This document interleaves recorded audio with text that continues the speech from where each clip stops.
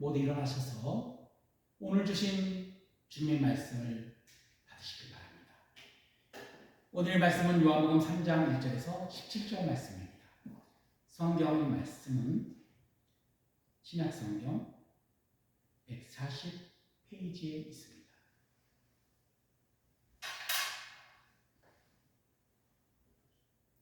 우리 한 절씩 나누어서 읽도록 하겠습니다. 마지막 17절은 합독하겠습니다. 제가 먼저 읽겠습니다.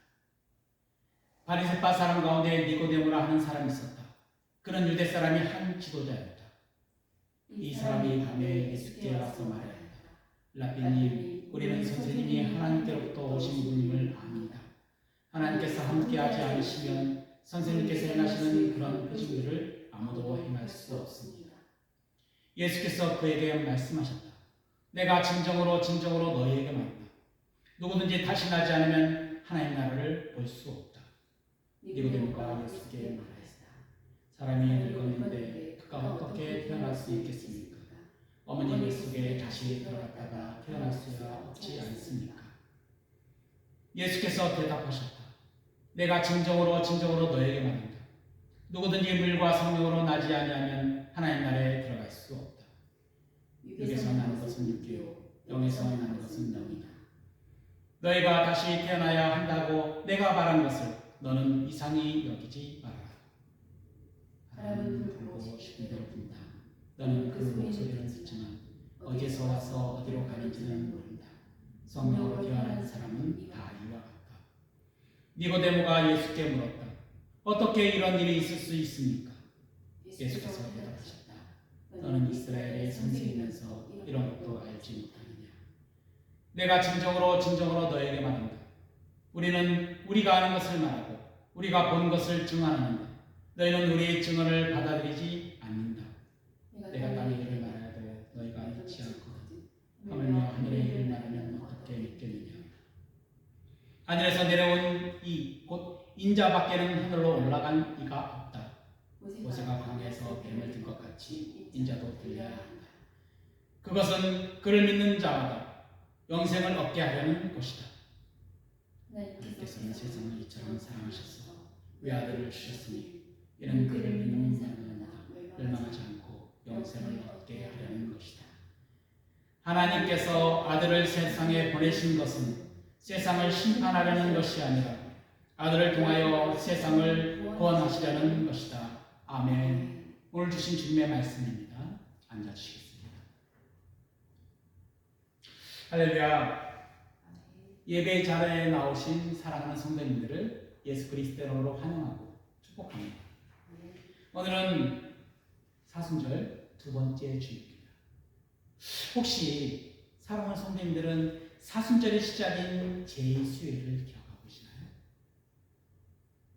우리 이마에 그 달라졌던 차가운 죄, 그 죄가 우리에게 속삭이고 있었죠. 흙을 뜻하는 히브리어 아파요. 너희는 먼지와 티끌일 뿐이다.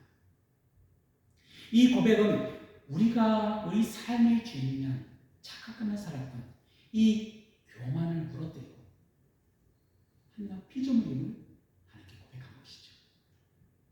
그래서 하나님께 다시 창조주이신 하나님께 돌이키는 메타노니아, 이 회개의 시간을 사순절 시작해서 보내게 되었습니다. 그런데 교회력에 따른 성설과 이 사순절의 첫 번째 시작되는 주일에 성경은 우리들에게 유혹과 시험의 현장을 보여줍니다. 창세기 3장의 아담과 하와가 겪은 유혹과 시험과 예수님께서 마태복음 4장에서 겪으셨던 그 시험을 사순절 첫 번째 주일에 선포를 하죠. 왜 교회는 회개와 절제, 기도와 금식이라는 이 사순절 경건의 절기에 그 시작 부분부터 우리에게 시험과 유혹, 그리고 오늘의 말씀인 거듭남에 대해서 선포를 할까요? 그것은 내 영적인 실상을 정직하게 직시하지 않고는 예수께서 걸어가신 그 십자가의 그 고난의 길을 함께 동참할 수 없다고 말씀하고 계시기 때문에 그렇습니다. 이는 예수 그리스도의 십자가의 고난에 동참하는 회개와 절제의 시간이라고 부르는 이 사순절에 마음을 찢는 금식과 기도의 선포 또는 구제와 같은 경건의 신앙을 보내는 것보다 먼저 우리 자신의 모습을 직시해야 하며 내 자신의 진실된 믿음, 곧 거울을 통해서 실질적인 내 영적인 실상을 바라볼 수 있기 때문입니다.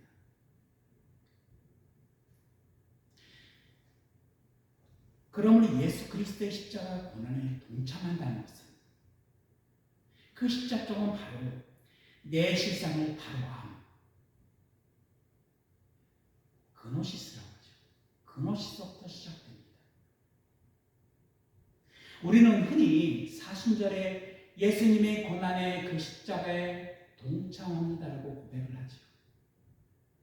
그런데 이 동참이라는 단어가 없다면 예수께서 십자가의 그 사건은 내 자신에게 일어난 사건이 아닌 다른 사람에게 일어난 사건이 됩니다.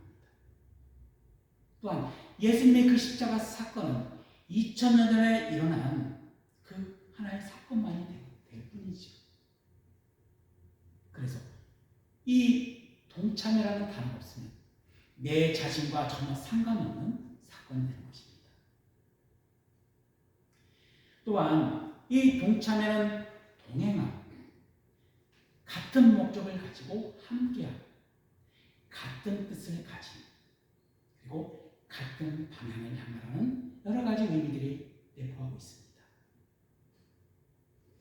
바로 같은 뜻을 가지고 같은 목적을 향해 나아가는 것, 바로 믿음으로 인한 구원에 이르는 그 길을 말씀하고 있는 것이죠. 이 땅에 하나님 나라가 온전히 이루어지길 바라는 것, 이 땅 가운데 하나님의 나라가 임하셔서 우리 모두가 하나님의 도성으로 나아가는 순례자임을 기억하는 것입니다. 그런 의미가 담겨 있죠.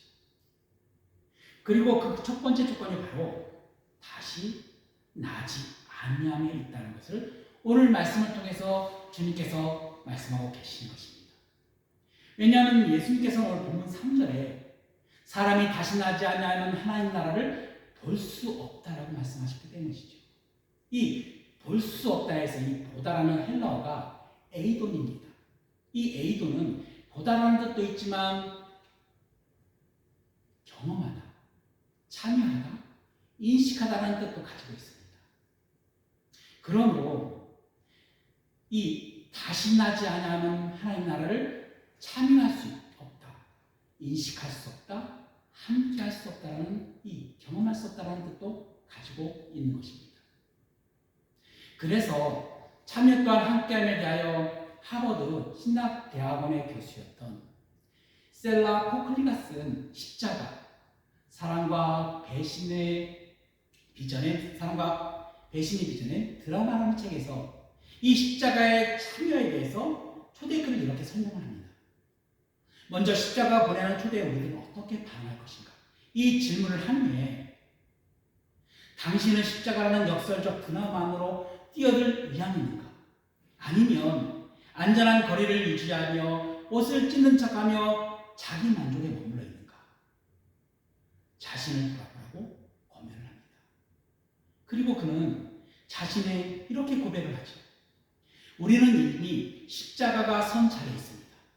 우리는 각자의 자리에서 이미 고통과 슬픔과 상실을 겪고 있고 사랑과 배신이 가득한 이 세상에서 이미 삶과 죽음이라는 치열한 싸움을 벌이고 있습니다. 그래서 우리는 이 절망에 익숙해버렸고 좋든 싫든 어느 상황이든 우리는 예수님의 순환이 보여주는 고통에 깊숙이 참여하고 있습니다. 그래서 예수님을 사랑했고 또 그만큼 예수님을 배반하였던 첫 번째 제자들이 그랬대. 우리를 또 어둠과 절망 가운데 일어나 구원의 신비함 속으로 예수님의 십자가 그 안으로 들어가야 하며 이 위험하고 우리 삶 전체를 건 여정에 동참함으로 죽음을 통과하여 새 생명을 맞이하는 삶을 살게 됩니다. 곧 마주하기 싫은 것과 마주하는 고통을 감수할 때야만 시작되는 온몸으로 겪어야만 하는 이 여정이 바로 십자가의 그 고난에 동참한다고 고백하고 있죠. 그러므로 성도 여러분, 십자가의 동참은 내 삶 전체를 건 위험하고도 영광스러운 여정입니다. 그리고 그 여정의 입구에서 주님은 너는 거듭났는가?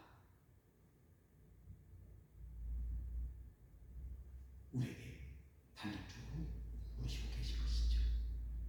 그래서 오늘 이 질문이 우리 영혼을 깨우는 천둥 소리가 되기를 예수 그리스도의 이름으로 소망합니다.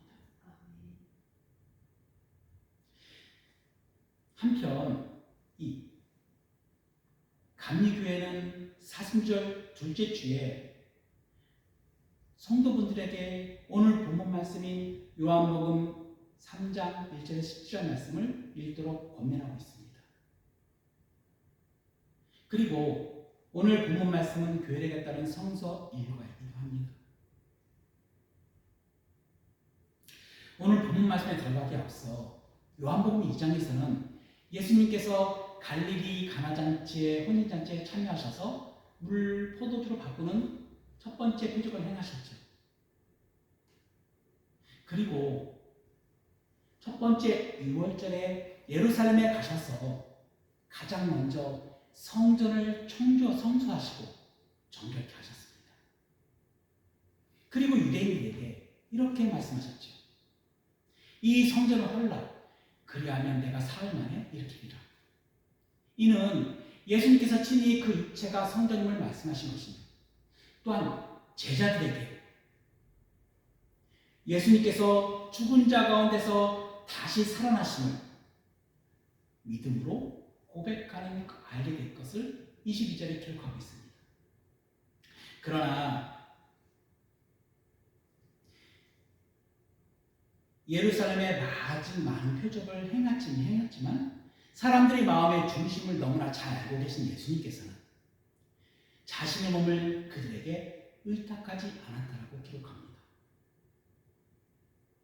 왜냐하면 2장 25절에 예수님께서 하나님이심을 증거하는 것에 대하여 그는 사람에 대하여 어느 누구의 증언도 필요하지 않으셨기 때문이며 사람이 마음속에 있는 깊은 것까지도 알고 계셨기 때문이라고 기록하고 있는 것이죠.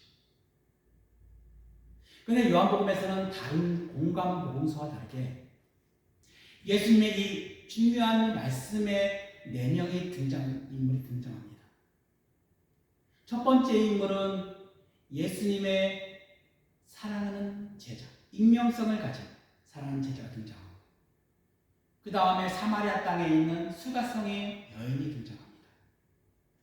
그리고 예수님을 죽이기로 작정하였던 사건인 베다니에 있는 나사로가 등장하고 그리고 오늘의 인물인 니고데모가 등장을 합니다. 이 니고데모라는 이름은 니코스, 승리라는 이름과 데모스, 백성이라는 이름을 가지고 합성된 결합된 단어입니다. 그래서 백성이 승리라는 뜻을 갖고 있습니다. 이 니고데모가 1절에서 이렇게 등장을 하죠. 그런데 바리새인 중에 한 사람이 있었다. 그의 이름은 니고데모, 유대인의 한 지도자였다고 기록하죠. 이 유대인의 지도자도 히브리어, 헬라어가 이 아르콘이라는 단어를 사용합니다. 이 아르콘이라는 단어는 그 당시에 통치자나 왕을 가리키는 일반적인 단어로 권력을 가진 자, 즉 대제사장이나 공회당이나 사내들인 공회들을 지칭할 때 사용한 단어였습니다. 그래서 이 니고데모가 그 당시 이스라엘 정치 지도자였으며 많은 이스라엘 백성들에게 존경받는 선생으로서 막강한 권한을 가지고 있는 자로 해석할 수가 있는 것이죠. 그런 사내들인 공의원이자 존경받는 랍비였던 이 니고데모가 왜 모두가 잠든 밤에 예수님을 찾아왔을까요? 세 가지를 해석할 수 있는데, 먼저 이스라엘의 영적인 지도자였던 니고데모의 현재적 영적인 실상을 나타내고 있는 것일 수도 있습니다. 두 번째는 요한복음 10장에 19장에서 보면 예수님께 십자가에 죽으시고 아리마대 사람 요셉과 함께 이 니고데모가 모략과 침향을 가지고 예수님을 장사지내기 위해서 오는데, 그 올 때 유대인들을 두려워하였다라고 기록합니다. 그러므로 예수님을 만나러 오는 모습이 마치 유대인들을 두려워함으로 오해를 사는 것을 피하기 위해서 온 것일 수가 있고, 아니면 그 당시 랍비들이 밤에 늦게까지 연구하는 이 관습이 있어서 밤에 조용히 예수님을 찾아서 질문을 하기 위하여 찾아온 것이라고 생각할 수가 있습니다. 이처럼 밤에 찾아온 이유가 단순히 사람의 이목에 들어있었을까요? 아니면 신학적으로 이 밤이라는 단어에 따라서 니고데모의 영적 실상을 상징하고 있을까요? 분명 니고데모는 율법을 다 알고 지위도 높고 인품도 훌륭했지만 그의 영혼은 여전히 답을 찾지 못한 영적인 갈급함과 짙은 밤 한개 속에 있었다는 것입니다. 그런 그가 밤에 예수님을 찾아와서 예의 바르게 인사를 하죠. 랍비님, 우리는 선생님이 하나님으로부터 오신 분임을 압니다. 하나님께서 함께 하지 않으시면 선생님께서 행하시는 그런 표징들을 아무도 행할 수가 없습니다. 그런데 원문에서 보면 이 니고데모가 예수님을 랍비오, 선생이라고 말하고 있다는 것입니다. 이 랍비와 선생이라는 디다스칼로스는, 이 랍비라는 호칭은 율법 교사를 존중하는 존칭어로 나의 위대한 자라는 뜻을 가지고 있습니다. 그리고 그 랍비의 더 존칭어가 라본이라는 단어이죠. 바로 막달라 마리아가 예수님을, 부활하신 예수님을 봤을 때 라본이라고 고백했던 그 라본이가 더 존칭된 단어입니다.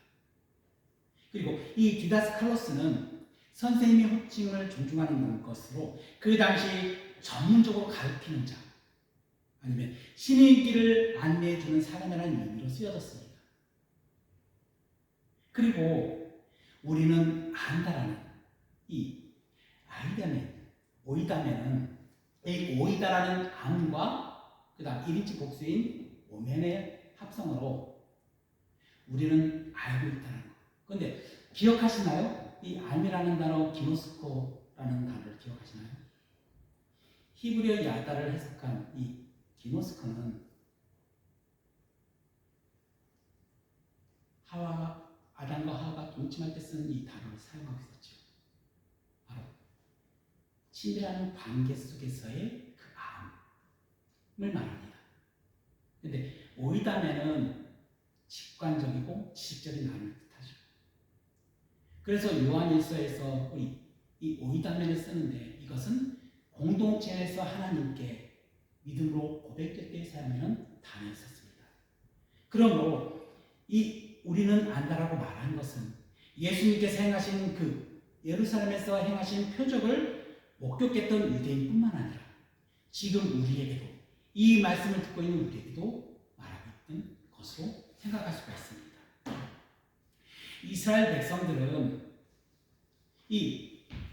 백성들의 공동체는 예수님이 핏값으로 세운 공동체와 그 성질이 비슷합니다.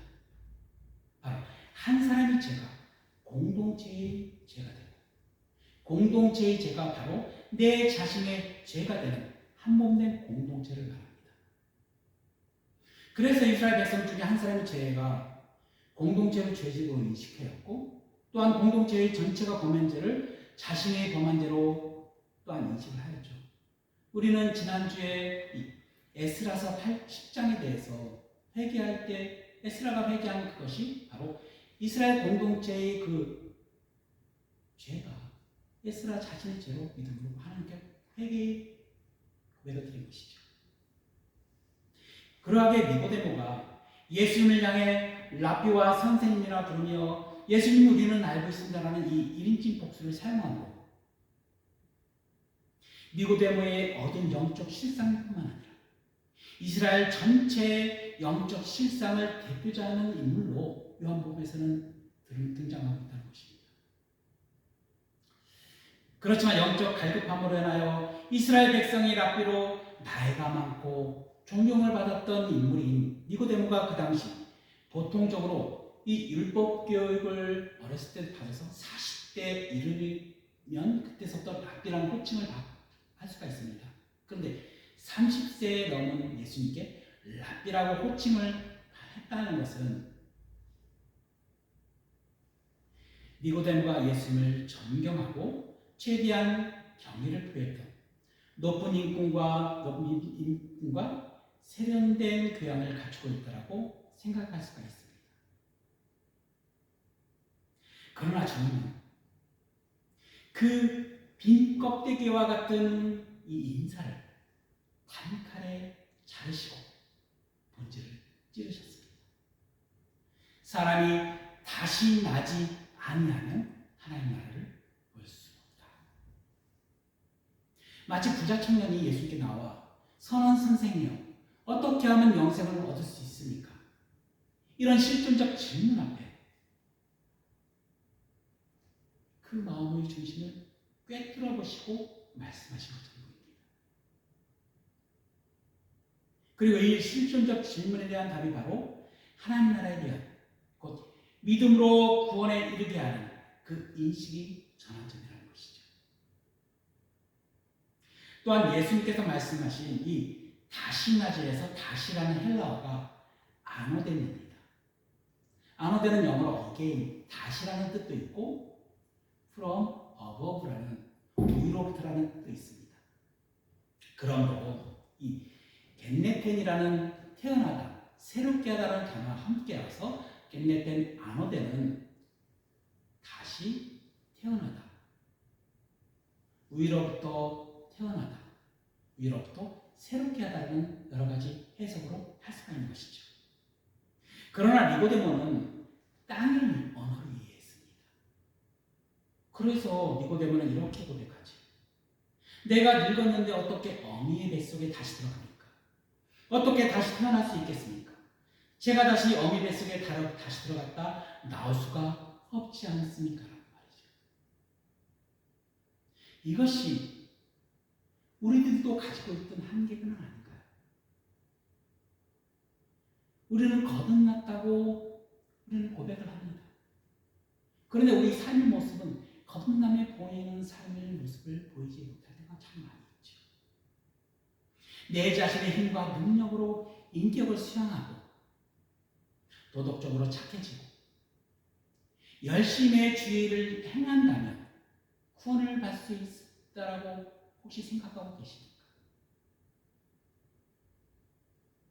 하지만 주님께서는 말씀하십니다. 아니 그것은 땅의 일이다. 땅의 방식이다. 거듭남은 내가 밑에서 위로 올라가는 것이 아니라 위에서부터 내려오는 하나님의 사건이다. 그래서 우리 또한 다시 나지 아니하면 하나님 나라를 볼 수도 없고 예수 그리스도와 함께 이 사순절 십자가의 길에 고난에게 동참할 수 없다라고 말씀하시는 것입니다. 왜냐하면 하나님 나라를 볼 수 없는 자는 십자가의 길에 대한 방향성을 방향성을 또한 상징한다고 말씀드렸죠. 방향성을 상징하는 것이기 때문입니다. 그리고 니고데모가 다시 이렇게 말씀하시죠. 육에서 난 것은 육이요 영에서 난 것은 영이다. 너희가 다시 태어나야 한다고 내가 말한 것을 너는 이상히 여기지 말아라. 이 육은 헬라어로 사르크스입니다. 이 몸을 뜻하는 단어가 두 가지 있는데 사르크스와 소마가 있습니다. 이 사르크스는 피쉬, 육체 덩어리죠.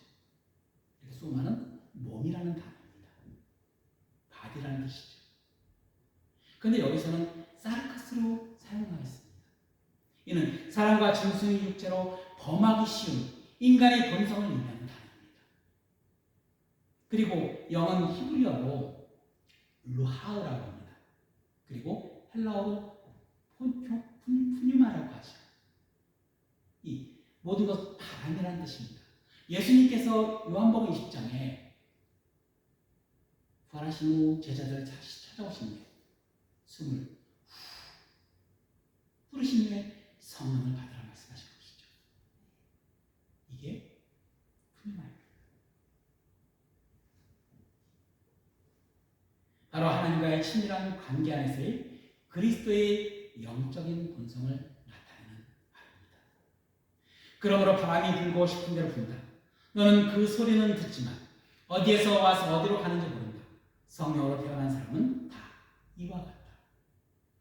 이는 하나님의 영은 개별적으로 역사하는 체험이며 하나님의 능력 아래서 사람들의 능력이란 요소로 되어지는 것이 아니고 오직 하나님의 주권적인 역사로 되어짐을 말씀하고 있는 것이죠. 바로 하나님의 절대적인 의지 영향이라는 것입니다. 그래서 니고데모가 예수님께 이렇게 물은 것입니다. 아니 어떻게 이런 일이 일어날 수 있겠습니까? 그리고 예수님께서는 니고데모에게 도리어 이렇게 질문합니다. 너는 이스라엘 선생이면서 이런 것도 알지 못하느냐? 이는 우리들에게 지금 예수님께서도 동일한 질문을 하고 계시다는 것입니다. 너는 그리스도인으로 어떻게 이런 일을 알지 못하느냐? 주님과의 친밀한 관계 속에서 어떻게 이것을 알지 못하냐고 우리에게 질문하고 계십니다. 분명 예수님은 하나님 나라는 여기 있다 저기 있다 하지 못하니 하나님 나라는 너희 안에 있느니라 말씀하셨습니다. 이는 그리스도의 영이신 성령께서 우리 안에 임하셔서 하나님 나라 곧 주님이 통치하심에 우리는 들어가고 있다는 것이죠. 그리고 우리는 하나님 주권적인 역사 속에 우리는 동참하고 있습니다. 또한 예수님은 육체가 성전이기에 우리 안에 임하신 그리스도로 인하여 우리 또한 하나님이 전이 되었습니다. 그래서 사도 바울도 고린도전서 3장 16절에 여러분은 하나님의 성전이며 하나님의 성령이 여러분 안에 거하신 것을 알지 못합니까? 라고 선포한 것이죠. 그리고 5절에 예수님은 이 다시 난다는 것의 의미를 물과 성령으로 나는 것이라고 말씀하시고 만약 물과 성령으로 다시 나지 않으면 하나님 나라에 들어갈 수 없다라고 말씀하십니다. 이 물은 사도행전 1장에서 예수님을 십자가에 못 박으라 소리쳤던 군중들에게 베드로가 예수님을 다시 살리신 하나님께서 그를 주와 그리스도로 삼으셨느니라 이렇게 선포했을 때 그 수많은 군중들이 어찌할꼬 환탄을 하죠. 그때 베드로가 이렇게 선포합니다. 바로 사도행전 2장 38절에 회개하십시오. 그리고 여러분 각 사람은 예수 그리스도의 이름으로 세례를 받고 죄의 용서를 받으십시오. 그리하면 성령을 선물로 받을 것입니다. 바로 물은 예수 그리스도의 이름으로 받은 세례를 뜻합니다. 이는 예수 그리스도께서 십자가에 못 박혀서 돌아가시기 전에 로마의 병정들이 그 고리를 창을 찌르죠. 그때 피와 물이 쏟아졌다고 기록하고 있습니다. 그리고 우리 자신도 예수 그리스도와 함께 십자가에 못 박힌 사건이 바로 물세례를 가르치고 있는 것입니다.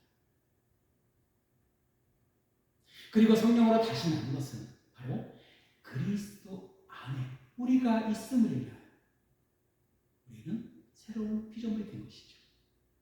그래서 사도 바울도 고린도후서 5장 17절에 누구든지 그리스도 안에 있으면 그는 새로운 피조물입니다. 옛것은 지나갔습니다. 보십시오. 새 것이 되었습니다. 그래서 우리들은 이렇게 고백합니다.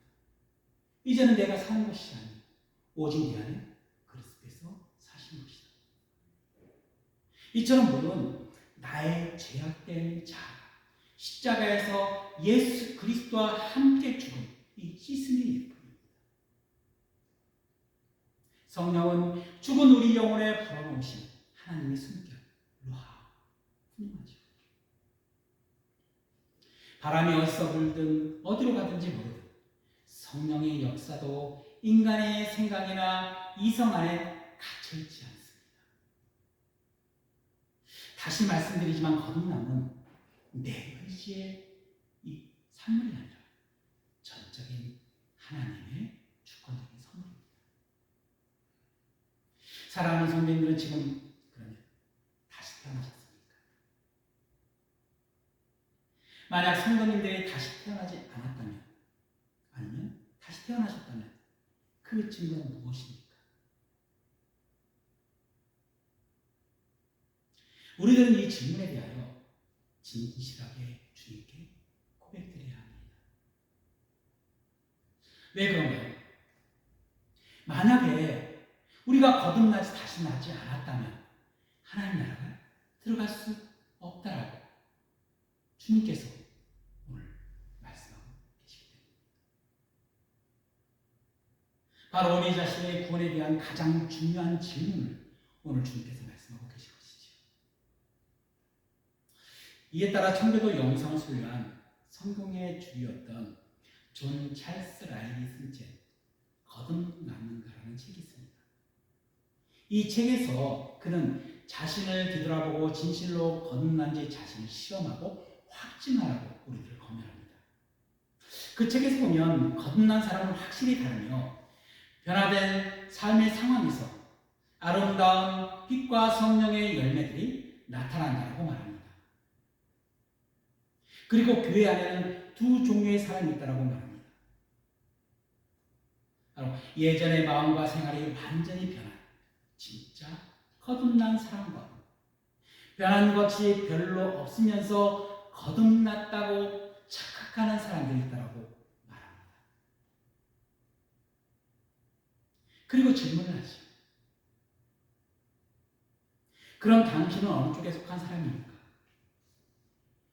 예수님을 10년, 20년 믿고 평생을 믿었는데도 자신의 인격과 생활은 변함이 없으면서 나는 거듭난 사람이야 라고 굳게 믿고 있는 것은 아닙니까? 자신의 죄의 본성을 변화시키지 못하는 지금의 그 신앙 형태로 심각히 고민해 보아야 하지 않겠습니까? 믿기 전이나 믿은 다음에도 그 부리던 성질 그대로 부리고 고질적인 습관 하나 바꾸지 못하고 기도해도 마지못해하고 봉사를 해도 의무적으로 하고 기록된 하나님 말씀인 성경을 읽어도 기쁨이 없다면 무엇으로 여러분의 거듭남을 증거할 수 있겠습니까? 자신의 삶과 인격에 변함이 없는데 무엇 때문에 그 신앙 상태를 계속 유지하고 있습니까? 범죄하는 가지 가장 먼저 구할 것은 무엇일까요? 성령으로 삶 가운데 거듭난 열매가 있습니까? 자신이 거듭난 체험 없이 습관에 쫓아 교회에 다니는 사람이 아닌지 거듭난 사람인지 지금 분명히 확인하십시오. 이렇게 질문을 하죠. 그리고 그 이 책에서는 거듭남에 대해서 이렇게 말합니다. 결국 참 그리스도의 특징은 거듭남, 즉 마음의 변화에 있다. 마음의 변화는 그리스도 안에서 의롭다 하심을 받은 칭의와 예수님께서 십자가의 모든 일을 이루신 이유와 불가분의 관계를 맺는다. 거듭남은 그리스도와의 생명적 연합에서 필연적으로 비롯된 결과이며 내적 거룩함, 곧 성화의 근간이자 시초이다. 내가 성경에서 발견한 거듭남은 외적 상태의 변화가 아닌 마음의 변화를 가리킨다. 거듭 강조하지만 그것이 바로 죄에 대하여 죽고 의에 대하여 사는 교회의 신조가 말하는 거듭남의 의미이다. 바로 주 예수 그리스도께서 죄인을 구원하실 때 죄인의 죄를 주님의 십자가의 보혈로 깨끗하게 씻어주고 값없이 주신 그 은혜와 회개하는 죄인의 마음에 주님께서는 또 다른 보혜사에 성령을 부어주셔서 새로운 사람으로 다시 나게 하신 이것이 거듭남이라고 말하는 것입니다. 그리고 11절 15절에 믿는다는 것에 대해 의미를 우리들에게 주님께서는 자세하게 설명해 주십니다. 바로 구약의 민수기 21장 4, 9절에 한 사건을 통해서 예수 그리스도께서 행하신 그 구속의 사건의 십자가 그 핵심에 대해서 설명을 하시죠. 이스라엘 백성은 광야에서 하나님을 향해 원망하고 불평을 했었습니다. 그래서 하나님께서는 불뱀에 물려 죽게 하셨죠. 그러나 하나님께서는 모세의 기도를 들으시고 하나님의 말씀에 따라서 모세가 만든 노뱀을 장대 끝에 달아놓고 그것을 우러러 본 자는 죽음에서 면하게 되었습니다. 바로 나음을 받았죠. 여기서 불뱀은 사단을 가리키는 옛 뱀을, 불뱀에 물려 죽음의 위기에 처한 사람들은 사단의 유혹에 빠져 죄를 범함으로써 죽음에 이르게 되는 죄인을 상징합니다. 그리고 장대는 십자가를 의미하죠. 장대에 달린 노뱀은 세상 죄를 지고 가는 하나님의 어린 양이신 예수 그리스도를 예표합니다. 여기에서 이 지고라는 헬라어가 아이로라는 단어입니다. 아이로는 지다라는 뜻도 있지만 들려지다라는 뜻도 갖고 있습니다. 그러므로 십자가에 달리신 예수 그리스도를 바라보는 것, 곧 믿음의 창시자요 완성자이신 예수 그리스도를 바라보는 자는 육체적인 죽음의 위기 속에서 건져져 영원한 하나님의 나라의 생명을 소유한 자로 택하심을 받았다는 것을 또한 의미하죠. 또한 들려졌다는 것. 이 의미는 그리스도께서 능력과 영광의 보좌에 올라가 하나님 우편에 앉아 계심을 뜻합니다. 그래서 히브리서 12장 2절 후반부 믿음 주에 온전케 하신 이 예수 그리스도를 바라봅시다. 그 다음에 그는 자기 앞에 놓여있는 기쁨을 내다보시고 부끄러움을 마음에 두지 아니하시고 십자가에 참사 하나님 보좌 우편에 앉아 계신다라고 말씀하고 있는 것이죠. 그리고 오늘 본문 16절은 우리들아 세상 사람들에게도 너무나도 잘 알려진 구절입니다. 하나님께서 세상을 이처럼 사랑하셔서 외아들을 주셨으니 이는 그를 믿는 자마다 멸망하지 않고 영생을 얻게 하려는 것이다. 이는 하나님께서 아들을 세상에 보내신 것은 세상을 심판하려는 것이 아니라 아들을 통해 세상을 구원하시려고는 것이다. 이 독생자, 외아들은 두 가지 의미가 있습니다. 태초부터 지금까지 이런 적이 한 번도 발생하지 않았던 독특한 출생이라는 독생자라는 뜻도 있고 외아들이라는 뜻도 가지고 있습니다. 사랑하는 성도 여러분, 말씀을 맺겠습니다.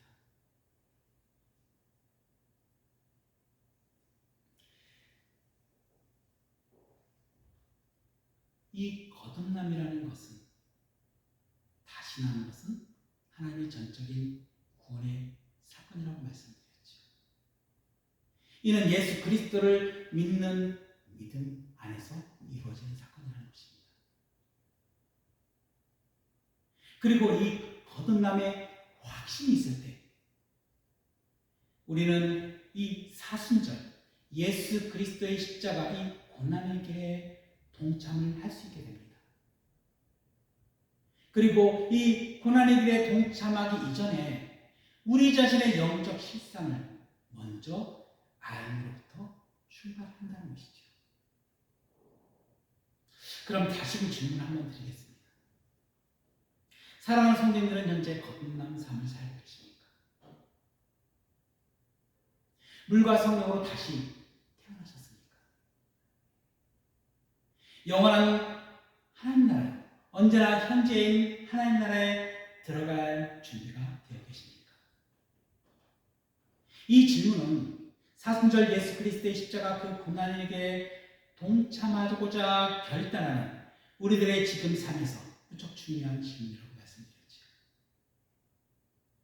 거듭나지 않은 자는 하나님 나라를 볼 수도 들어갈 수도 없습니다. 왜인가요? 주님과 방향이 다르기 때문입니다. 같은 뜻을 품지 않고 있기 때문이죠.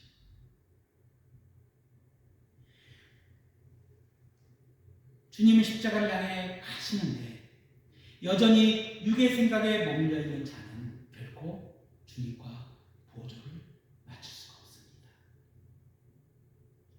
또한 사순절은 우리에게 이렇게 질문합니다. 당신은 구경꾼입니까? 아니면 동행자입니까? 예배는 드리지만 말씀에 기쁨이 없습니다. 봉사는 하지만 사랑의 동기가 없습니다. 직분을 가졌지만 삶의 현장에서는 여전히 옛 성질과 이 고질적인 죄의 습관에 무너져 버립니다. 그러나 거듭난 사람은 확실히 다릅니다. 그것은 완벽해졌다는 것은 아닙니다. 다만 내 안에 그리스도를 예수 그리스도께서 임하셔서 새로운 생명의 원리가 생겨났다는 것이죠. 이제는 죄를 지으면 성령을 근심하게 하는 것을 깨닫게 됩니다. 그래서 견딜 수 없는 아픔이 있는 것이죠. 주님의 뜻대로 살고 싶은 갈망이 내 안에서 소용돌이치듯이 일어납니다. 이것이 칭의와 성화의 신비이죠. 죄에 대하여 죽고 오직 의에 대하여 사는 자가 된 것입니다. 그러므로 거듭남의 은혜를 입은 자만이 십자가의 고난을 넘어 부활의 영광에 참여할 수 있는 것입니다.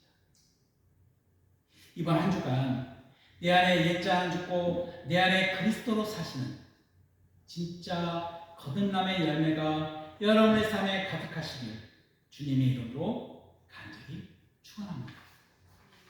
우리 오늘 말씀을 가지고 기도하기를 원합니다. 오늘 이 시간 나는 진정으로 거듭나는가? 이 말씀을 듣고 우리 자신을 정직하게 하나님 앞에 올려드리기를 원합니다. 주여, 저는 니고데모처럼 겉모습은 화려하나 속은 텅 빈 어둠이었습니다. 내 힘으로는 이 밤을 벗어날 수가 없습니다. 위로부터 임하는 성령으로 나를 새롭게 하옵소서. 내 마음을 찢고 주님의 십자가를 바라보니 나를 물과 성령으로 다시 새롭게 하옵소서. 우리 모두 이 기도로 간절히 주님의 이름을 부르시며 통성으로 나아가겠습니다. 주여,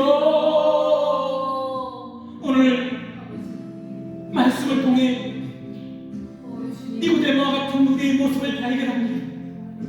경건의 모양은 갖추지 직분을 가졌으나 정작 영혼은 어두운 망대 속에 갇혀있지 않은지 성령의 빛으로 비추어 주옵소서.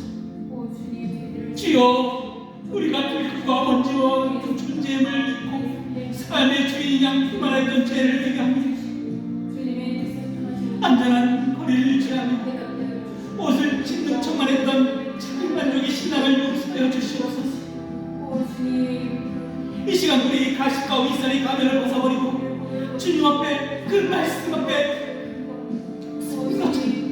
우리 열정 실상을 주님 바라보게 하여 주시옵소서. 주님께서 한도처럼 물어보시는 너는 거듭났는가? 이 말씀 앞에 엎드려지기를 원합니다. 우리가 육신의 생각에 갇혀있던 니고데모처럼 어찌 그런 일이 있을 수 있냐고 의심하지 않다요. 내 의미는 있지가 아닌 오직 하나님의 주권적인 역사로 의로부터 수급되는 이 은혜를